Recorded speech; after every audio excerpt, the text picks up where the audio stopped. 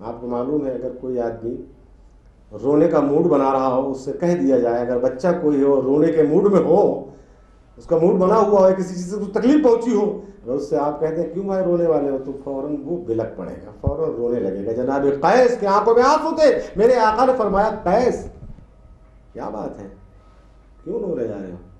جناب قیس تو پھوٹ پڑے اور رونے لگے، کہنے لگے یا رسول اللہ، آپ کے آنے سے پہلے اس سینے کے اندر دل نہیں تھا، پتھر تھا، میرے آقا آپ تشریف لائے ہیں تو یہ دل بیدار ہوا ہے، اس دل نے دھڑکنا شروع کیا ہے، اب یہ دل بیدار ہو چکا ہے، جاگ چکا ہے میرے آقا، اس سے پہلے اس سینے کے اندر یہ دل نہیں تھا، پتھر رکھا ہوا تھا، میرے آقا میں نے اس سے پہلے یہ اپنی 6 بچیوں کو زندہ دفن کر دیا ہے، اور کبھی مجھے پریشانی نہیں ہوئی، مجھے کوئی احساس نہیں ہوا، مجھے کوئی تکلیف نہیں ہوئی، مگر میرے آقا جب میں نے اپنی آخری بچی کو دفن کیا ہے، آج بھی میں رو رہا ہوں، آج بھی میں پریشان ہوتا ہوں، اور یہ آواز آتی ہے کہ میری بچی مجھے آواز دے رہی ہے۔ عزیزان گرامی، جناب قیس کہتے ہیں یا رسول اللہ، اس سے پہلے میں ملک شام میں رہتا تھا، میں ملک شام کے سفر پہ جانے لگا تو میں نے دیکھا کہ میری بیوی کی شکم میں ایک نئی زندگی سانس لے رہی ہے۔ میں نے اپنی بیوی سے کہا کہ میں ملک شام کے سفر پہ جا رہا ہوں، اگر بچہ پیدا ہو تو رکھ لینا، اگر بچی پیدا ہو تو اپنے ہاتھ سے اپنی ممتا کے گلے کو گھونٹ دینا۔ میں کہہ کر چلا گیا۔ یا رسول اللہ، میں ملک شام کے سفر سے واپس آیا، اپنی بیوی سے پوچھا، میری بیوی نے کہا میرے سرتاج ایک بچی پیدا ہوئی تھی، وہ ختم ہو گئی، بات آئی گئی چلی گئی، میں چلا گیا۔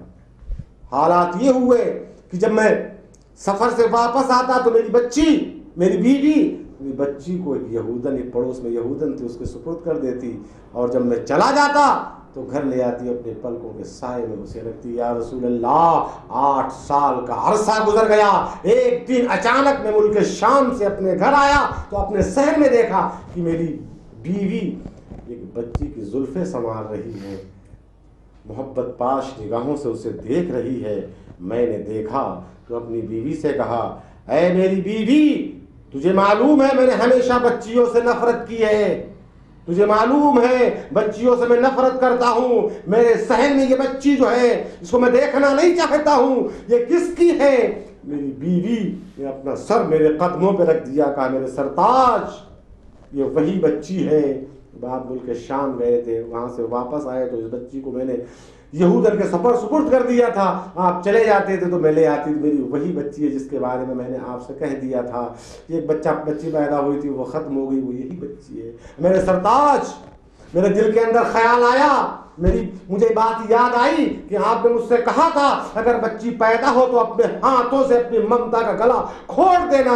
اے میرے سرتاج، جب یہ بچی پیدا ہوئی تو میں اس بچی کو مارنا چاہ رہی تھی، اپنے ہاتھوں سے اس کا گلا دبوچنا چاہ رہی تھی۔ میرے سرتاج، ایک آواز آئی، میرا ضمیر بیدار ہوا، میرا دل بیدار ہوا، آواز آئی، ارے تجھے معلوم نہیں یہ تیرا مستقبل ہے، یہ تیرا نام ہے، یہ تیری آنے والی کل ہے، یہ تیری شناخت ہے، یہ تیری پہچان ہے، یہ تیرا خون ہے، یہ تیرا گوشت ہے، تو کیا کرنے جا رہی ہے؟ یا میرے شوہر، میرے خاوند، میرے ہاتھ فوراً رک گئے، میں اپنے ہاتھوں سے اپنی بچی کو دفن کرنا چاہ رہی تھی، مگر میرے سرتاج میں رک گئی۔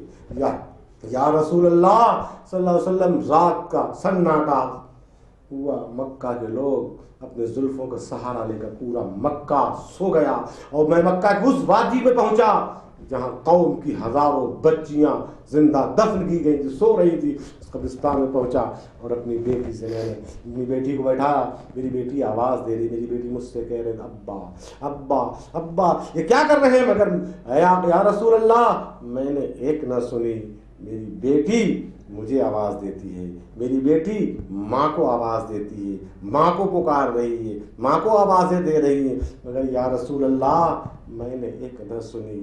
باپ پاس میں تھا، ماں گھر پہ موجود تھی، جناب عاصم کہتے ہیں میں اسے گھسیٹتا ہوا لایا، پورے راستے میں بچی بار بار یہ کہتی رہی اماں میری اماں میری اماں، مگر یا رسول اللہ میں نے ایک نہ سنی۔ پتہ چلا کہ جس سے محبت ہوتی ہے آدمی حاضر ہو چاہے نہ حاضر ہو آدمی اسے پکارتا ہے۔ میں جا رہا تھا، راستے سے چل رہا تھا، کسی نے میرے سر کے اوپر لاٹھی مار دی، میں نے کسی کو نہیں پکارا، فوراً میری زبان سے بے تحاشا نکلا ہائے میرے باپ۔ میرا باپ سامنے موجود نہیں تھا مگر پھر بھی آواز نکلی ہائے میرے باپ۔ کسی کہنے والے نے کہا تیرا باپ تو سامنے موجود نہیں ہے، باپ کو کیوں بلا رہا؟ تو میں نے کہا محبت کے معاملات میں ایسے فتوے صادر نہیں کیے جاتے، باپ موجود ہو یا نہ موجود ہو۔ آج ہمارے اوپر جو ظلم و ستم کے پہاڑ توڑے جا رہے ہیں، جب ہمارے اوپر ظلم ہوتا ہے، ہمیں تکلیف ہوتی ہے، باپ مدد کے لیے آئے یا نہ آئے، گھر والا مدد کے لیے آئے یا نہ آئے،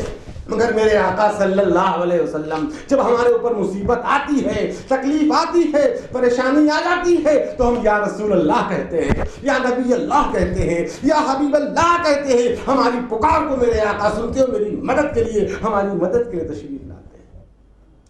عزیزان گرامی، یہ دل جس سے محبت کرتا ہے، اس دل میں جس سے محبت ہوتی ہے، جس سے پیار ہوتا ہے، جس سے لگاؤ ہوتا ہے، جس سے عقیدت ہوتی ہے، جب تکلیف ہوتی ہے یہ دل اسی کو پکارتا ہے۔ یہ ٹوٹا ہوا دل شہ کونین کا گھر ہے، بیٹھا ہوں یہاں مگر گنبد خضرا پہ نظر ہے، تو بچا بچا کے نہ رکھ اسے، تیرا آئینہ ہے وہ آئینہ، شکستہ ہو تو عزیز تر ہے نگاہ آئینہ ساز میں۔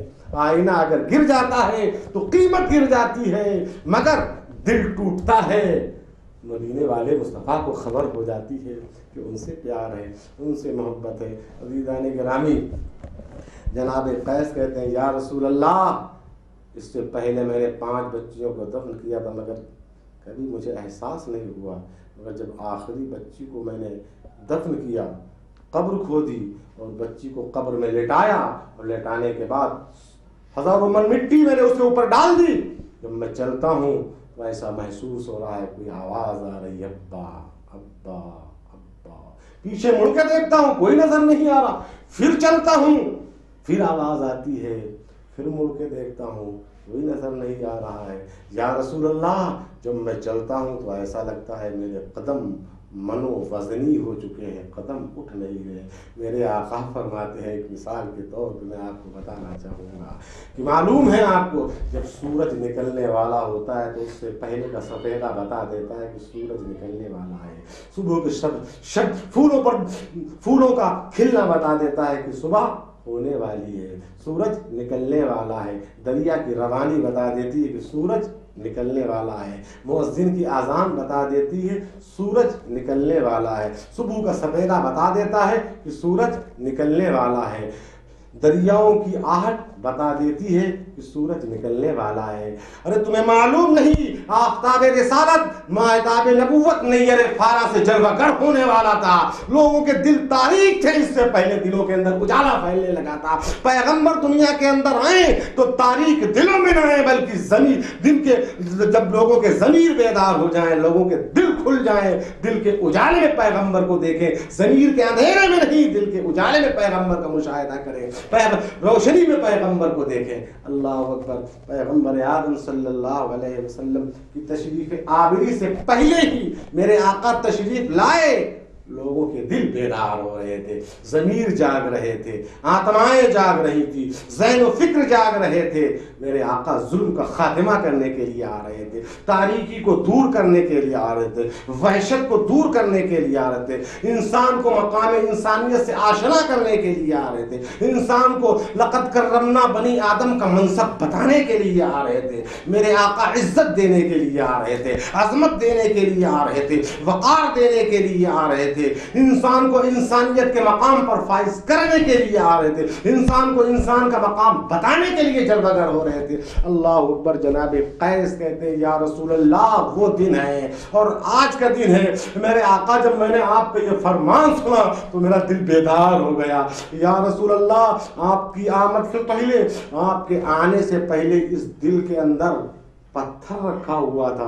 मेरे आका आप आए हैं तो दिल के अंदर उजाला हुआ है, दिल के अंदर रोशनी हुई है, दिल ने धड़कना शुरू किया है, दिल ने मकाम लोगों के मनसब को पहचाना है, मकाम को पहचाना है, मर्तबे को पहचाना है। या रसूल अल्लाह आप आए हैं तो उजाला मिला है, आप आए हैं तो रोशनी मिली है। इससे पहले इंसान नहीं थे, हम जानवर थे, हम वहशी थे, हम दरिंदा थे, इंसान के मकाम इंसानियत से हम नाआशना थे। मोहम्मद मुस्तफ़ा अल्लाह के रसूल सल्लल्लाहु अलैहि वसल्लम वो इंसान कामिल है, वो इंसान कामिल है कि जिन्होंने पूरी कायनात को रोशन फरमा दिया और इंसान को मकाम इंसानियत से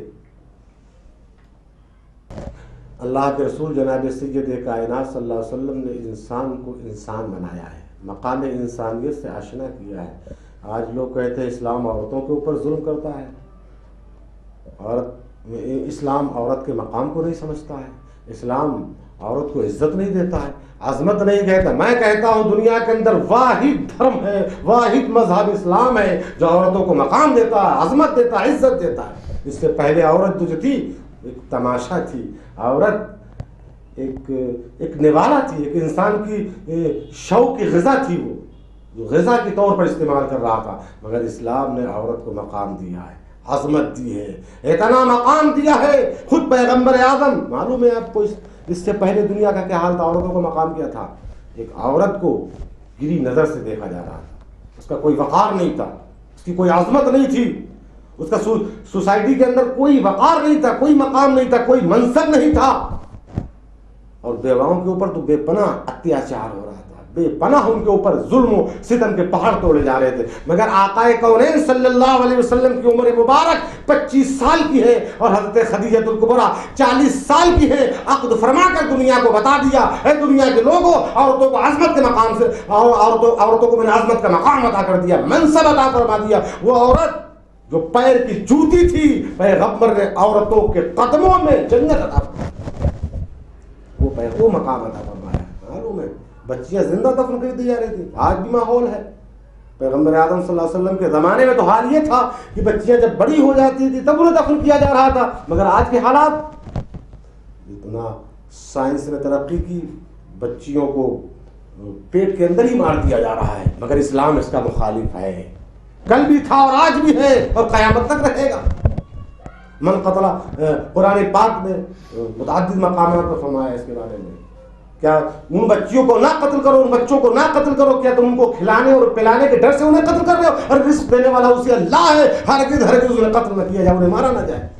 सबसे पहले इस्लाम ने इसकी मुखालिफत की है। औरतों के मकाम और मनसब को दुनिया का कोई लाभी, मैं चैलेंज के साथ कहता हूँ, दुनिया का कोई लाभी औरतों को हिस्सा नहीं दे रहा था। अब हमारे इंडिया के अंदर अब वो कानून आ रहा है, सोचा जा रहा है, उसके ऊपर गौर फिक्र की जा रही है कि हाँ औरतों को भी हिस्सा दिया जाए। मगर इस्लाम ने आज से 1400 साल पहले ही औरतों का मकाम बुलंद किया और उनका हिस्सा मुतय्यन कर दिया बाप की दौलत में। आज हमारे इंडिया के अंदर लोग कहते हैं कि इस्लाम औरतों का मकाम नहीं देता, इस्लाम इज्जत नहीं देता, इस्लाम अजमत नहीं देता। मालूम है आपको, हाँ इस्लाम औरतों को आवारगी नहीं देता है। इस्लाम औरत का माना ही छुपाना है, पर्दे में रखा जाए, उसको छुपा के रखा जाए या उसको बाजारों में घुमाया जाए। आज दुनिया औरतों को बेच रही है, मंडियां लग रही है दुनिया के अंदर, औरतों को खरीदा और बेचा जा रहा है। मगर अगर इस्लाम से आशना हो जाए, वो इस्लाम की तारीख पढ़ ले तो ये मंडियां खत्म हो जाएंगी जहां औरतें बेची और खरीदी जाती हैं। अफ्रीका की वादियों में, अमेरिका की वादियों में क्या हो रहा है? लड़कियों की बाजारें लग रही, खरीदी जा रही है, बेची जा रही है। और आपने देखा नहीं, अगर कोई भी चीज अगर बेचना है तो उसके ऊपर औरत का फोटो चस्पा किया जाता है, उसको बेचा ही जा रहा है। अरे पहला जिस्म बिक रहा था, आज मुजस्समा बिक रहा है, उसकी तस्वीर बेची जा रही है। तो इस्लाम इसका मुखालिफ है। इस्लाम मकाम देता है, इस्लाम मनसब देता है। इस्लाम तो मज़हब है। मेरे आका सल्लल्लाहु अलैहि वसल्लम एक शारा से गुजर रहे, सहाबाए किराम हैं, पर मेरे आका फरमाते इस घर में नूर नजर आ रहा है, इस घर में रोशनी नजर आ रही है। जाओ पता हो जाके जाओ मालूम करो इस घर में कोई बच्ची पैदा हुई। अल्लाह अकबर। सहाबाए किराम जाते हैं, मालूम करते हैं, पता चला इस घर में बच्ची पैदा हुई। मेरे आका फरमाते हैं जिस घर में बच्ची पैदा हुई उस घर में बताने इसके ऊपर रहमत की बारिश हुई है। اسلام عورت کا مخالف نہیں. اسلام تو عورتوں کو مقام دیتا ہے, اسلام عورتوں کو منصب دیتا ہے, عزت دیتا ہے, عظمت دیتا ہے. اگر عورتوں کو کسی نے مقام دیا ہے, عظمت دی ہے, عزت دی ہے, تو رسول اللہ کے نظام نے دی ہے, اسلام نے دی ہے. عزیزان گرامی, وقت کافی ہو رہا, حالانکہ یہ موضوع بڑا وسیع ہے. اس موضوع پہ اگر گفتگو کی جائے تو ابھی بہت کچھ ہے, مگر میں بس انہیں کلمات پر اکتفا کرتا ہوں اور دعا کرتا ہوں الہ العالمین آج کی اس کانفرنس کو قبول فرمائے, اور میں نے جو کہا ہے ان سب باتوں پر ہم سب کو عمل کرنے کی توفیق عطا فرمائے. وما علینا الا البلاغ. السلام علیکم.